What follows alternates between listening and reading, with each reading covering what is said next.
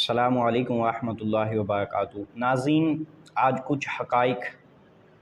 جن کو میں نے ٹاپک دیا ہے بنو امیہ کے ظالم حکمران احادیث رسول صلی اللہ تعالی علیہ وسلم کی روشنی میں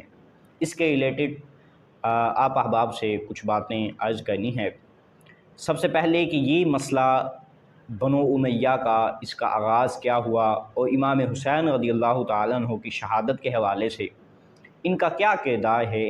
اور کیا وجہ ہے کہ ان کو آج ان الفاظ میں یاد کیا جاتا ہے۔ سب سے پہلے بخاری شریف میں ایک حدیث پاک آپ احباب کے سامنے پیش کر دیتا ہوں۔ اس کو حضرت ابو ہریرہ رضی اللہ تعالیٰ عنہ روایت کرتے ہیں اور بیان کرتے ہیں کہ میں نے نبی کریم صلی اللہ تعالیٰ علیہ وسلم سے دو طرح کا علم حاصل کیا۔ دو علم محبوب علیہ السلام نے مجھے عطا کیے اور آپ فرماتے ہیں کہ ان میں سے ایک علم کو تو میں نے پھیلا دیا، اس نالج کو میں نے آگے لوگوں تک ڈیلیور کر دیا، اور دوسرا جو علم تھا وہ میں نے چھپا کے رکھا۔ وہ چھپانے کی وجہ کیا ہے؟ کہتے ہیں کہ اگر میں اس کو بیان کر دیتا، اس نالج کو، اس علم کو جو محبوب علیہ السلام نے مجھے عطا کیا تھا، تو مجھے اندیشہ تھا کہ کہیں مجھے قتل نہ کر دیا جائے، مجھے شہید نہ کر دیا جائے، میرے گلے کو نہ کاٹ دیا جائے۔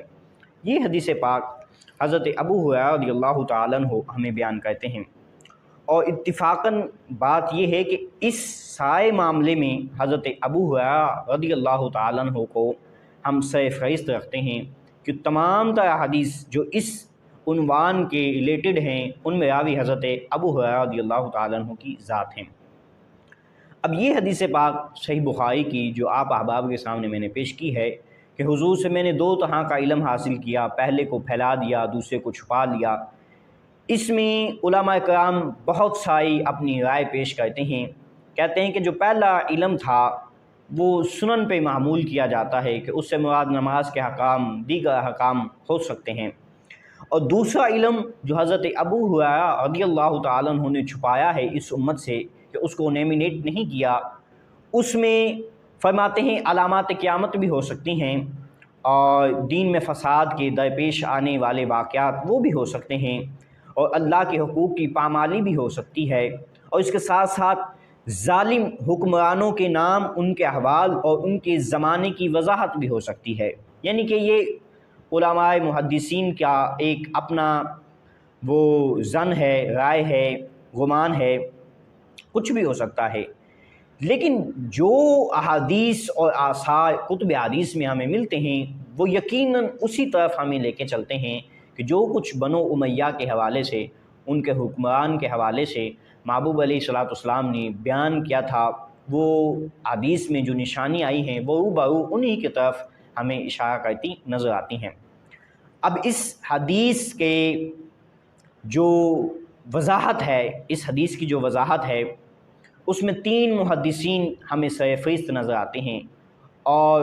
یہ بھی ایک اعجاز کی بات ہے کہ وہ تینوں محدثین وہ بخاری شریف کے شارح ہیں جنہوں نے بخاری شریف کی شرح لکھی ہے۔ انہوں نے تینوں نے اس حدیث کے ریلیٹڈ اس مسئلے کو ڈیٹیل کے ساتھ بیان کیا ہے، جن میں پہلے نمبر پر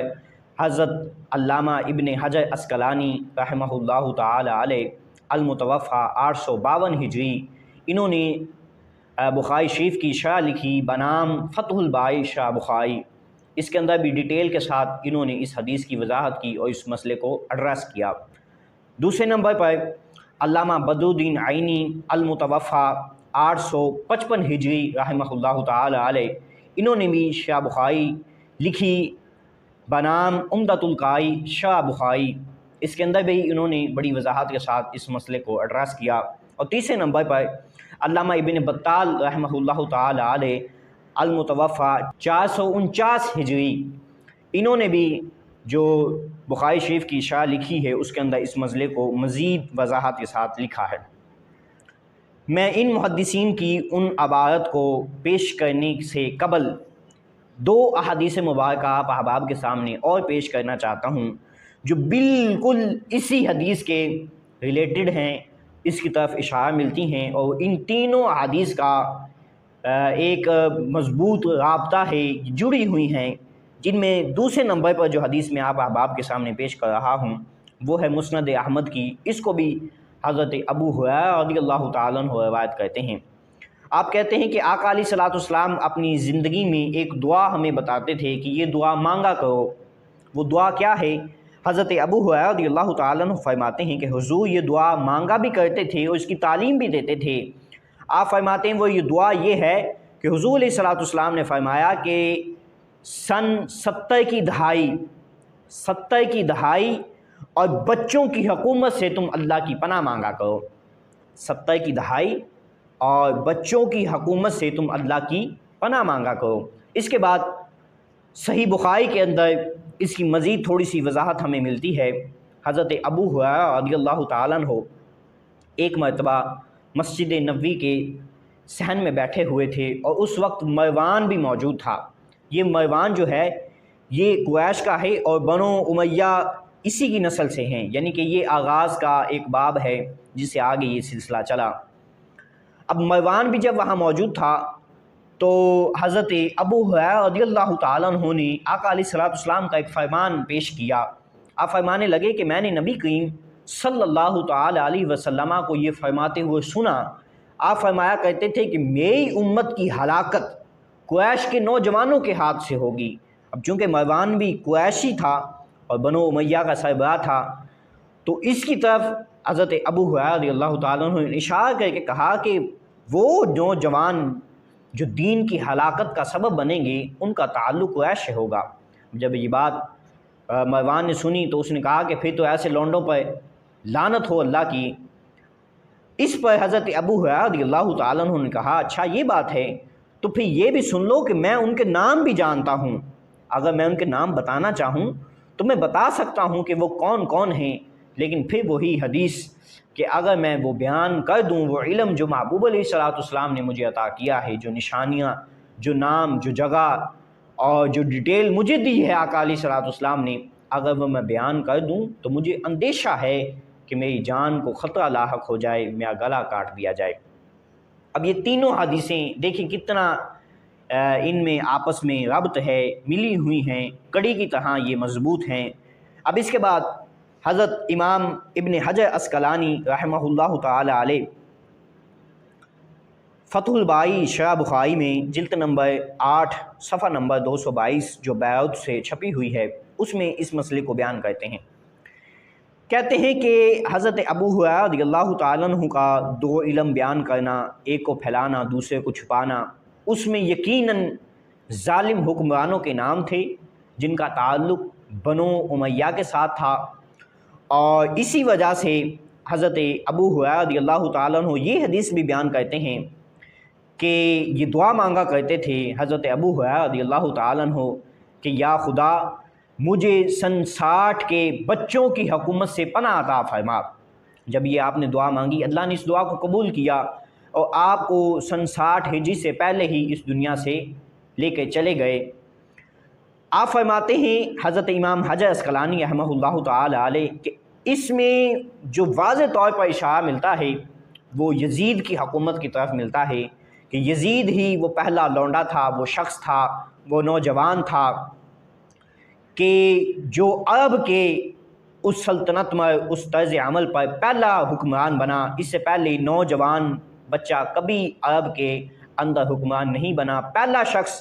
نوجوان جو بنا تھا حکمران وہ یزید تھا۔ اور پھر حضرت ابو ہریرہ کا دعا مانگنا اور پھر نیمینیٹ بھی کرنا کہ میں ان کے نام بھی بتا سکتا ہوں، کہ میں بتانا چاہوں تو بتا سکتا ہوں، لیکن اندیشہ مجھے یہ ہے کہ مجھے اپنی جان کا خطرہ ہے۔ اب یہ تمام تر باتیں یہ بالکل واضح طور پر اشارہ کرتی ہیں کہ آقا علیہ الصلوۃ والسلام نے جو پیشن گوئیاں فرمائی تھی کہ وقت آئے گا۔ اب یہ دیکھیں یہ باتیں آقا علیہ الصلوۃ والسلام نے اپنی حیات میں ہمیں ارشاد فرمائی، جبکہ یزید کا جو معاملہ ہے وہ کافی دیر کے بعد پیش آتا ہے، اور اس وقت تو جب حضور علیہ الصلوۃ والسلام یہ بشارتیں دے رہے تھے یزید کا تو وجود بھی نہیں تھا، یزید تو پیدا بھی نہیں ہوا تھا، اس وقت آقا علیہ الصلوۃ والسلام نے یہ بیان فرما دی تھی۔ مزید اس کی کھل کے آقا علیہ الصلوۃ والسلام نے جو وضاحت کی ہے نام لے کر، یزید کو نام لے کر جو آقا علیہ الصلوۃ والسلام نے اس کی کالی کرتوتوں کا جو پردہ چاک کیا ہے آقا علیہ الصلوۃ والسلام نے، اس کو کئی ایک طور کے ساتھ ماخذ میں ہمیں ملتا ہے، جس میں مسند ابی اعلیٰ میں 871 حدیث نمبر ہے، مسند بزار میں 1284 حدیث نمبر ہے۔ اس کے علاوہ یہ دلال النبوہ میں بھی ہے، مسند فردوس میں بھی ہے، اور علامہ ابن اساکر نے تاریخ دمشق میں بھی اس روایت کو نقل کیا ہے۔ وہ روایت ہے کیا، وہ آپ کے سامنے پیش کرتا ہوں۔ آقا علیہ الصلوۃ والسلام نے اپنی حیات میں ارشاد فرمایا، ابھی دیکھیں کہ یزید ابھی پیدا نہیں ہوا اور حضور علیہ الصلوۃ والسلام اس کی کالی کرتوتوں کو پہلے ہی بیان فرما رہے ہیں۔ آقا علیہ الصلوۃ والسلام نے ارشاد فرمایا، لا یزال امر امتی قائما بالقسط، کہ میری امت کا جو انصاف کا معاملہ ہے وہ ہمیشہ قائم رہے گا، ہمیشہ اعتدال میں رہے گا، قائم رہے گا، اسے کسی قسم کا کوئی نقصان نہیں ہوگا۔ پھر آقا علیہ الصلوۃ والسلام فرماتے ہیں، حتی یکون اول من یسلمہ رجل من بنی امیہ، کہ ایک وقت آئے گا کہ بنی امیہ کا ایک شخص پیدا ہوگا اور وہ میں اس معاملے کو وہ رد و بدل کر دے گا، اس میں افراط و تفریق پیدا کر دے گا، میں دین کی دھجیاں اڑائے گا، جو معاملہ آج انصاف پر قائم ہے اس کو بدل دے گا۔ یقالو، آقا علیہ الصلوۃ والسلام نے فرمایا، لہو یزید، اس کا نام یزید ہوگا۔ اب یہاں دیکھیں کتنی وضاحت کے ساتھ محبوب علیہ الصلوۃ والسلام نے یزید کے پیدا ہونے سے پہلے ہی اس کا نام بھی ذکر کیا اور اس کی کالی کرتوتوں کا بھی ذکر کیا کہ یزید ہوگا، پیدا ہوگا، بنو امیہ سے ہوگا، اور وہ سن 60 ہجری میں منصب حکومت میں بیٹھے گا، اور سیاہ کارنامے اس کے یہ ہوں گے کہ وہ میں دین میں رد و بدل کرے گا۔ تو یہ ساری چیزیں محبوب علیہ الصلوۃ والسلام نے بنو امیہ کے ظالم حکمرانوں کے حوالے سے ارشاد فرمائی تھی، اور یہ وہ یزید کی حکومت تھی کہ جس میں حضرت امام حسین رضی اللہ تعالیٰ عنہ کو شہید کیا گیا۔ حضرت امام حسین رضی اللہ تعالیٰ عنہ نے اپنی جان دے کر اس دین کی حفاظت کی ہے۔ تو یہ تمام حقائق تھے جو محبوب علیہ الصلوۃ والسلام نے بنی امیہ کے حوالے سے ارشاد فرمائے۔